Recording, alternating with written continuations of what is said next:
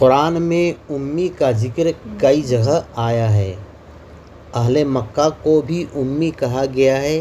اور رسول اکرم صلی اللہ علیہ وسلم کو بھی امی کہا گیا ہے۔ جب اہل مکہ کو امی کہا گیا ہے تو اس کا معنی ہوا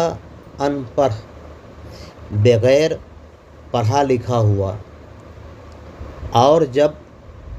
امی رسول اکرم صلی اللہ علیہ وسلم کو کہا گیا تو اس کا معنی ہوا جو کسی سے نہ پڑھا ہو بلکہ خود اللہ تبارک تعالیٰ اس کو پڑھایا ہو، اور جو بغیر کسی سے پڑھے ہوئے عالم ہو۔ اگر کوئی اہل مکہ کے لیے آنے والا معنی رسول اکرم صلی اللہ علیہ وسلم کے لیے بیان کرتا ہے تو اس میں برائی ہے،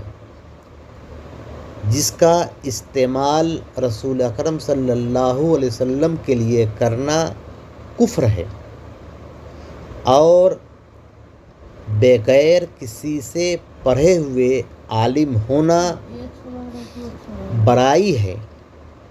جو رسول اکرم صلی اللہ علیہ وسلم کی صفت ہے، اور ان کے علاوہ یہ صفت اور کسی کی نہیں ہے۔